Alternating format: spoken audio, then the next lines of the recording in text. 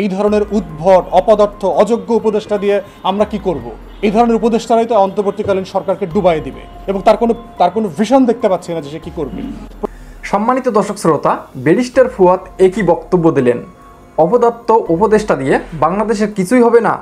ভিডিওটা খুবই চাঞ্চল্যকর একটি ভিডিওটা শেষ পর্যন্ত দেখুন। তাহলে চলুন আগে ভিডিওটা শেষ পর্যন্ত দেখি। এই ধরনের উদ্ভট অপদার্থ অযোগ্য উপদেষ্টা দিয়ে আমরা কি করব? এই ধরনের উপদেষ্টারাই তো অন্তর্বর্তীকালীন সরকারকে ডুবাই দিবে এবং তার কোনো ভিশন দেখতে পাচ্ছি না যে সে কি করবে। প্রশ্ন দেখতে পাচ্ছি আমরা এখনো শৃঙ্খলা ফিরে আসে নাই।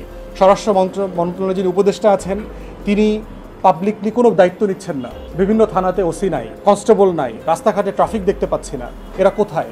সাখাওয়াত সাহেব দায়িত্ব থাকা অবস্থায় বললেন যে এক বৃহস্পতিবারের কথা বলছেন, সেই বৃহস্পতিবারের পরে তারও 3 বৃহস্পতিবার চলে গেছে। তো দায়িত্ব নিচ্ছেন না কেন? লোক যদি জয়েন করতে না চান 24 ঘন্টার ভিতরে রিক্রুট করে আপনি লোক করেন। সেনা সদস্য রিটায়ার্ড রিজার্ভ ফোর্স আছে আমাদের বাংলাদেশের প্রায় 60,000 যারা ট্রেন্ড সোলজার।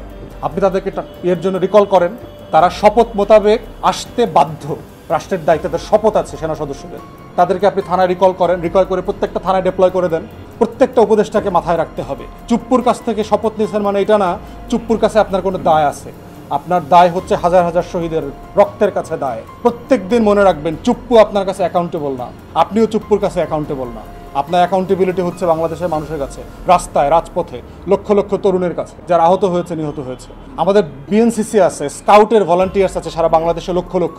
তাদেরকে রিকল করেন, রাস্তায় নামায় দেন। রাজনৈতিক দলকে বলেন ভলান্টিয়ার প্রোভাইড করবার জন্য, তারা রাষ্ট্রের জন্য। আমরা তো রাস্তায় নেমেছি, আমাদের ছেলেমেয়েরা তো ট্রাফিক কন্ট্রোল করেছে, তাদেরকে করতে দেন। কিন্তু আপনি দায়িত্ব নিচ্ছেন না, ম্যানেজ করতে পারছেন না, বিকল্প সরবরাহ করছেন না, দেশের মানুষকে একটা অন্ধকারে রেখে দিয়েছেন। আনসার বিদ্রোহটা দেখেন কীরকম ম্যাল হ্যান্ডেল করেছে, সে হ্যান্ডেল করতে পারে নাই। এই জন্য আমরা মনে করছি যে সব জায়গাতে সিরিয়াস অ্যাডমিনিস্ট্রেটিভ ঘাটতি আমরা চোখে পড়ছে।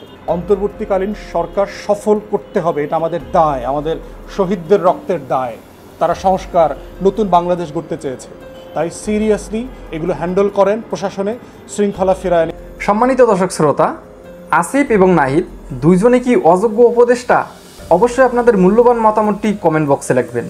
ব্যারিস্টার ফুয়াদ আরও একটি ভিডিওর মধ্যে বলেছিলেন 25-26 বছরের বাচ্চারা কিভাবে উপদেষ্টা হয়, কিভাবে তারা দেশ চালায়।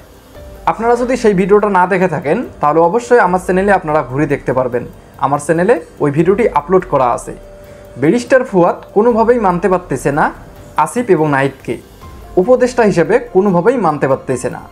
সম্মানিত দর্শক শ্রোতা, এই বিষয়গুলো নিয়ে অবশ্যই আপনাদের মূল্যবান মতামতটি কমেন্ট বক্সে লিখবেন। এরকম আপডেট ভিডিও পেতে চ্যানেলটি অবশ্যই সাবস্ক্রাইব করে নেবেন। তো ধন্যবাদ সকলকে, নেক্সট ভিডিওতে দেখা হবে। আল্লাহ হাফেজ।